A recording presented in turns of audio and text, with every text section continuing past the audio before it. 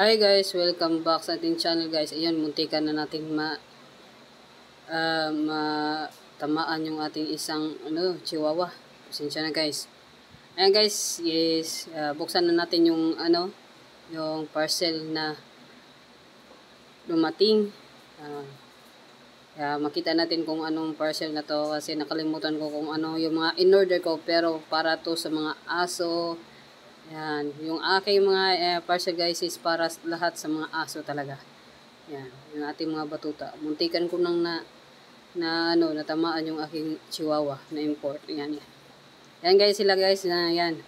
Nandyan sa harapan ko, yan. Nagkukulit yung mga yung apat na aso ko. Yan. Yung mga inahin nating aso. Yan guys, sa mga sa mga nag-inquire pala. Yung mga aso, yan. Tingnan nyo lang po sa sa baba. Yung comment section, kaya naglagay po ako ng link dito para kung gusto nyo bumili ng aso is may mga available tayo. Ang mga available nating aso is pug at saka Dachshund. Yan. Yan na lang po yung mga available na aso natin guys. Yan guys, super healthy po sila at saka makukulit. Yan. Ayan, ito na, nabuksan na yung ating, yung ating parcel. Sobrang balot na balot yung ating parcel, pero at least, safe yung ating parcel guys. Isang galon po yan na peat, odor, para hindi babaho ang aming kwarto. Yan. Nilagay ko kasi sila sa kwarto guys, yung mga aso ko nilagay ko sa kwarto. Ayan. Ayan po, yan. Buksan natin, balot na balot at saka nilagyan ng bubble wrap itong mga makukulit kong aso. Ayan. Ayan. Sisingot yung mga aso natin. Kaya sana yan. Kaya maganda yung kinalabasan yung pit na odor kasi nabili ko noon.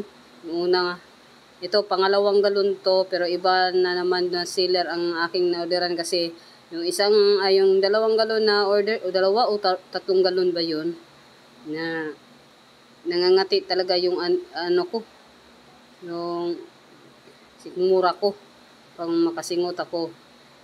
Sinubukan ko sa ibang pit odor, baka hindi na mangati yung aking lalamunan. Ayan, simutin natin.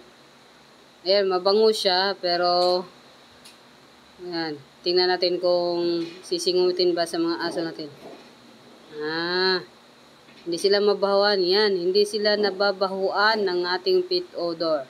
Ayan, okay to sa mga aso natin. Kaya lagyan natin yung mga pang-spray natin na lalagyan para ma-separate na yung mga iba ding mga lalagyan. Yan, dalawa pong galon yung order ko kasi para isang ship na lang. Yun, nasa 300 plus po yan. Nasa 100 plus lang po yung galon yan. Sa mga dog lover dyan at sa nagbe-breed yan, ito siguro gumagamit din kayo dito kasi nasa kwarto yung mga puppies ko, kaya sobrang baho talaga yung kahit lagi ka ng linis pero babaho talaga yung kwarto mo. Kaya ito yung nilalagay ko sa mga poop tray nila, sa mga nagtatanong, para hindi masyadong bumaho ang kanilang poops at saka ihi nila. Kaya nilalagyan ko ng pit odor para hindi mangangamoy. Kung mangamoy man, pero hindi na masyado. Kasi kung hindi talaga nilagyan namin nito guys, yung naubusan kami, na pag-ubos nito kasi wala na, sobrang baho talaga yung yung aming kwarto. Kahit 4 na bisis kami naglilinis sa isang araw. Yan. Hindi pwede na makita mo may pupo dyan, hindi mo linisan, sobrang baho talaga. Kaya nag-order agad ako. Pero ibang seller to yung orderan ko. Kaya guys, sa mga nagtatanong, yan, hanap lang po kayo sa Shopee, meron po yan. Kaya guys, marami pong salamat sa mga nanonood. See you next video guys, bye.